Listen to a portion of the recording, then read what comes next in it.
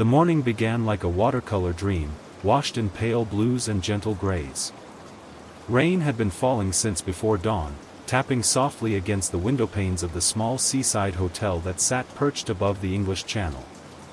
It was a building of old bones and warm heart, with ivy climbing up its stone walls and flower boxes beneath each fog-blurred window. You awaken not with a jolt, but with a sigh, your body wrapped in the softest cotton sheets, the scent of lavender lingering on the pillow beside you. The room is dimly lit by the gray morning outside, and the gentle patter of rain creates a rhythm that dances with your breath. You lie there a while, not needing to move, simply listening. The ocean murmurs beyond the wall, a lullaby carried on salt air. When you rise, you move slowly, wrapping yourself in a thick robe that hangs from a hook near the wardrobe. Your feet touch the cold wood floor, and you shuffle over to the window. Outside, the cobblestone promenade is empty, save for a few early risers walking their dogs, umbrellas held like sleepy mushrooms against the drizzle. The sea stretches out endlessly, the color of wet slate. On the desk near the bed is a handwritten note on hotel stationery: breakfast served until 10. Warm scones today. Margaret. You smile. You've never met Margaret, but her presence is everywhere in this place, in the teacups stacked on the tray, the woolen blankets folded with care, the vase of dried lavender by the mirror. There is no rush. No schedule.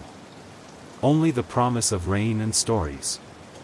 You dress slowly, choosing comfort over style, soft wool socks, a cozy sweater, and your favorite scarf, which still smells faintly of last winter's firelight. The mirror offers a kind reflection, tired around the eyes, but peaceful. You slip downstairs, your steps muffled on the thick rug. The dining room is warm, lit by candles and a fireplace where 2 logs crackle quietly. A few guests sit in silence, sipping tea, reading, or simply watching the rain fall beyond the glass.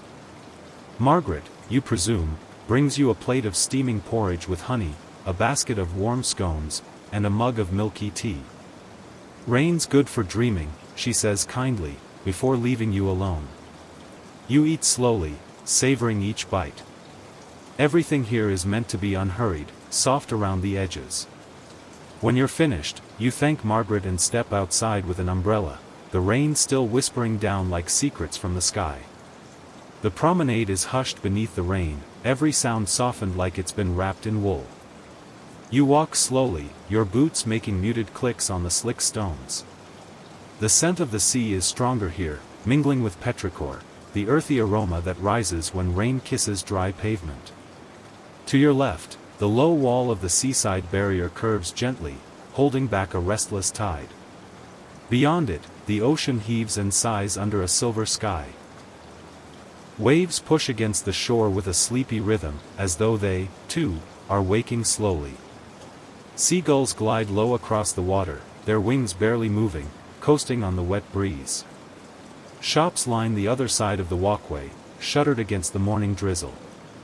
A few have left their porch lights on, small golden beacons in the dimness. One window displays books and maps, their spines turned outward as though whispering stories to passers-by. Another showcases hand-woven scarves, the colors rich and muted, like dried herbs and faded rose petals. You pause at a weathered bench beneath an overhang and sit, adjusting your umbrella slightly so the rain doesn't reach you. Across the promenade, an elderly man walks a black spaniel, nodding politely as you make eye contact. The dog stops to sniff at a puddle, then trots on, tail wagging. Nearby, a bicycle leans against a lamppost. Its basket holds a bundle of newspapers wrapped in twine. The pages are speckled with droplets but remain tightly rolled. Everything here is slow, deliberate, like the town has made peace with the pace of the weather. A cafe you hadn't noticed before flickers to life. Inside, a barista turns on the lights, illuminating shelves of teapots, mismatched mugs, and jars of loose-leaf blends. Steam curls up from the espresso machine, blurring the windows with fog. You make a mental note to stop in later, perhaps for a hot drink before the journey continues. The air is cool and refreshing, and for a long time, you simply sit, watching the town stretch and yawn into the day. It's easy to lose yourself here, to become part of the rhythm, the quiet, the rain. Your thoughts slow to a meandering pace, like the tide coming in. Soon, you hear the distant hum of an engine. The tour bus arrives with a gentle whoosh, slowing to a stop beside a glistening stone marker. It's a vintage-style coach, painted a muted forest green with golden trim, and its windows are fogged gently at the corners. A smiling driver steps out, a tall man in a wool cap and thick coat. He waves to you as you approach. "You must be our next adventurer," he says warmly. "Welcome aboard. I'm Henry. Today's ride will be as smooth as butter and twice as warm." You nod, returning the smile, and climb aboard. The interior smells faintly of cedar and tea. The seats are upholstered in soft tweed, and each has a cozy tartan blanket folded neatly across the back. Soft music plays overhead, gentle piano, mingling with the patter of rain on the roof. You find a window seat and settle in, draping the blanket over your lap. A few other passengers smile politely as you pass, an older couple holding hands, a woman sketching quietly in a leather-bound notebook, and a young boy reading an illustrated guide to English folklore. As the engine rumbles to life, Henry speaks through a quiet intercom. "Next stop, the green hills of Wiltshire, where ancient stones whisper their secrets. We'll be taking the scenic route, so feel free to close your eyes or gaze dreamily out the window. There's magic in the mists today." The bus pulls away from the seaside town, tires hissing gently against the wet road. Outside, the world is a blur of gray and green, stone cottages, flowering hedgerows, and winding lanes flanked by ancient trees. As you ride, Henry shares stories through the speaker, his voice low and soothing. "Many believe Stonehenge was once a place of healing, a temple of the moon and stars," he begins. "Others say it's older than memory, older than the language we use to name it. We may not know the truth, but the land remembers." You sip from the thermos Margaret had packed for you, chamomile and mint. The warmth spreads through your chest as your eyes grow heavy. Outside, the rain continues to fall, but it is no longer cold. It's become a part of the rhythm, the gentle heartbeat of the day. You breathe deeply, and the journey carries you forward. The coach winds steadily inland, away from the scent of salt and toward the heart of the countryside. As the town falls behind, the world opens up into broad fields and narrow hedgerows. Wiltshire greets you with wide skies, veiled in low-hanging clouds, and hedgerows that rustle quietly in the wind. The rain, ever constant, shifts to a fine mist that clings to the windows like breath. Trees lean over the road like old friends reaching to embrace the bus as it passes. Their bark is mottled with lichen, their limbs covered in damp moss, as if they too have grown sleepy with the passing of time. Henry continues his narration, his voice a comforting drone blending with the hum of the wheels and the hush of rainfall. "This land has always been a mystery," he says. "It was here before the Romans, before the Saxons, before even the Druids. You'll notice, as we travel, that the hills seem to breathe.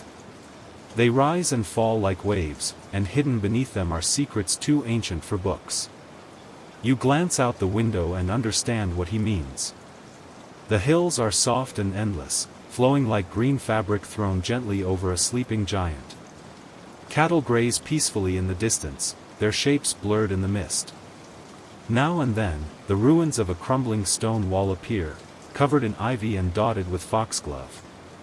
A voice from across the aisle speaks softly. It's the older woman who boarded with her partner. "Look there, just past the field," she says, pointing with a gloved hand. You follow her gaze and see it, barely visible in the fog, a long, grassy mound nestled against a grove of trees. "That's a barrow," she murmurs. "An ancient burial place. They've been here longer than the written word." Henry confirms gently over the speaker, "She's right. That's a long barrow, West Kennet, if I'm not mistaken. They say some who enter here whispers from another time. Whether spirits or memory, who's to say? You smile faintly. The thought isn't frightening, rather, it's strangely soothing. There's comfort in the idea that the past lingers here, watching quietly through the mist. You pass more barrows, some little more than bumps in the earth, others so large they dominate the landscape. One, Silbury Hill, appears like a green pyramid rising from the plain. Silbury, Henry says reverently. Built by human hands over 4,000 years ago. No one knows why. But when you stand on the hill, you feel watched. Not in a bad way, just seen. A hush settles over the bus. No one speaks. Outside, the world continues slowly, wrapped in layers of fog and time. A raven circles above a distant tree, its cry muted by the mist. And still, the rain falls. The road narrows as the coach descends into a broad valley cradled by low hills. Henry eases the vehicle to a gentle stop near a small village wrapped in stone walls and hedges. The rain has eased into a fine drizzle, and the clouds hang low, as though eavesdropping on the earth. Before Stonehenge, Henry says, standing from his seat, "We'll stop here, at Avebury." Fewer crowds. Much older energy. The stones here stand in silence, and they're happy to be touched. The door of the coach hisses open, and you step down into the cool Wiltshire air. The ground beneath your boots is soft, a mix of gravel and mossy turf. Around you, ancient stones rise from the grass, massive sarsen blocks weathered by centuries of wind and rain. They're taller than you imagined. Not arranged in tight circles like Stonehenge, but in vast, loose rings that weave through the village itself. Some lean slightly, as if listening. Others stand firm and proud, cloaked in lichen like old kings. The village is hushed, as though the stones demand reverence. A few thatched cottages nestle between the monoliths, their windows fogged, chimneys exhaling thin ribbons of smoke. Sheep graze fearlessly near the base of the stones, their wool dampened by the drizzle. Henry walks with you and the other passengers, his steps slow and respectful. This circle is part of a larger complex, he explains softly, as though afraid to disturb the slumbering spirits beneath your feet. Avenue stones once led from the river Kennet up to this very field. Some say the ancients brought the dead here to commune one last time before releasing them to the stars. You pause near one of the stones, towering, speckled with lichen, and strangely warm to the touch. Your fingers trace its uneven surface, and a faint tremor of recognition seems to pass through you, as if the stone remembers your presence. A younger voice speaks nearby. It's the boy from the bus, still carrying his book of English folklore. "This one's called the Whispering Giant," he says, reading aloud. "They say if you press your ear to it, you can hear the voices of those who walked the circle before us." He demonstrates, leaning his head against the stone. You watch him for a moment, half expecting him to giggle or shrug it off. But he stays there, silent. Listening. You follow suit, resting your cheek to the stone's damp surface. At first, all you hear is your own breath. Then, faintly, almost like wind through long grass, you hear something else. A pulse. A memory. A quiet voice not made of sound but of feeling. It says nothing and everything at once. You lift your head, heart slowed, thoughts softened. The stone, unmoved, simply remains. After some time, Henry calls softly, "Time to head on." The great circle awaits. You walk slowly back to the bus, passing beneath branches heavy with rain. The village fades behind you, swallowed by fog and history. The coach welcomes you back with warmth, the heaters humming, the windows misted with breath and rain. As you settle in, the drizzle taps again at the glass, an old rhythm, steady and sure. And the journey continues. As the coach leaves Avebury behind, the landscape shifts again, stretching into wide, undulating plains. The hills roll gently, smoothed by centuries of wind, and the mist that once clung close now lifts just enough to reveal the great openness of Salisbury Plain. The rain becomes a fine thread, nearly invisible, and the light takes on a silvery quality, neither bright nor dark, but somewhere between. Time, too, begins to blur. The minutes drift like low clouds, without urgency or form. Inside the bus, passengers fall into a collective hush. The young boy is curled beneath his blanket, the older couple resting against one another, and the artist has paused her sketching, gazing out the window with a pencil held loosely in her hand. Henry drives without commentary now, letting the silence stretch. The quiet isn't empty, it's full, saturated with presence. The kind of stillness that only ancient places seem to carry. You rest your head against the cool glass and watch the world drift by. Chalk hills rise like slow waves in the distance, and occasional clumps of wind-twisted trees stand like sentinels along the road. Flocks of rooks will silently overhead, their dark forms stark against the clouded sky.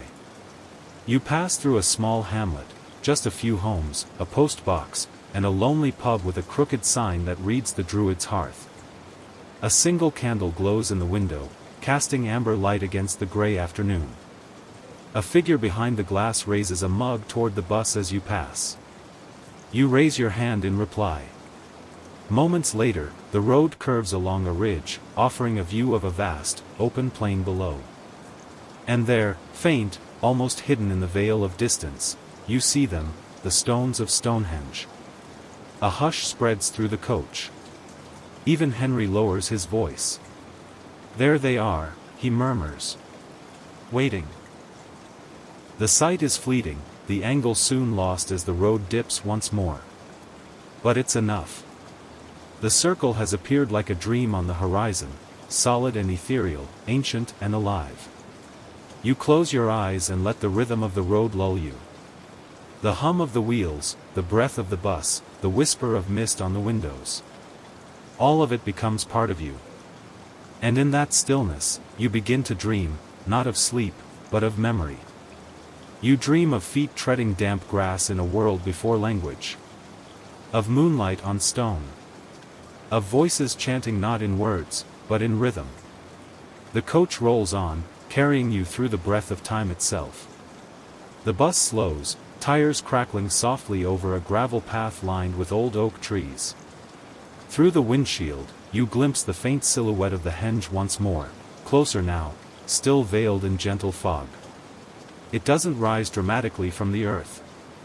Instead, it waits, quiet and unmoving, like something that has always been there. Henry turns in his seat to face the group. We'll walk the last stretch, he says softly. Stonehenge deserves to be approached on foot. Slowly. Like visiting a sleeping elder. The group gathers their coats and scarves.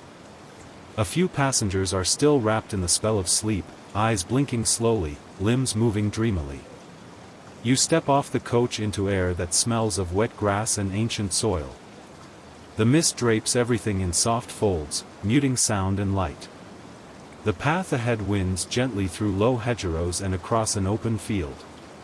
Wooden fence posts mark the route, worn smooth by countless hands over time. You walk in silence with the others, the only sounds being the muffled thump of boots on wet earth and the occasional caw of a distant crow. Then, as the path crests a small hill, the view opens up, and there they are. The stones.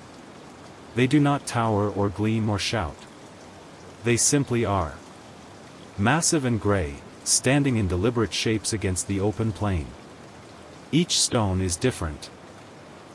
Some tall and flat, others squat and weathered, some crowned with lintels, forming gateways to nowhere. They stand not in pristine perfection but in noble ruin, as if time has touched them gently, eroding only what no longer served. The group stops at the edge of the roped path. No one speaks. Even the boy with the folklore book seems awestruck. Henry's voice floats behind you. Stonehenge began over 5,000 years ago. The first stones arrived more than 4 millennia past. No one knows how. Some believe they were brought from the Preseli Hills in Wales, 200 miles away. Some say giants carried them. Others say music moved them. You take a few slow steps forward. The mist parts slightly, revealing more of the circle. You can see the tallest trilithon now, 2 vertical stones with a third balanced atop like an ancient doorway. Its surface is marked by centuries of wind and lichen, yet it still stands. You imagine the people who first placed these stones. What they wore, what they feared, what they hoped. You picture torches flickering in the dark, chants echoing across the plain, faces lifted to the sky in awe or prayer. A breeze passes through the field. It's not cold, but it carries something with it. Not a voice, but a sense. A message too old for words: we were here. And now you are, too. You close your eyes. For a moment, the modern world slips away entirely. The hum of tires, the tap of phones, the endless buzz of time, they all fall silent. Only the stones remain. You begin to walk the slow path that circles the henge. The mist thickens and thins as you go, revealing and concealing the stones in gentle rhythms, like a breath inhaled and released. The grass beneath your feet is springy and cool, damp from the morning rain. Each step feels deliberate, as though time itself has slowed to let you pass. The others from the bus disperse, each moving quietly in their own space, some alone, others in pairs, but all speaking little. The silence here is natural, like it's woven into the air itself. Even the birds fly in wide arcs around the monument, as if honoring an invisible boundary. As you make your way around the circle, you pause near one of the outer stones.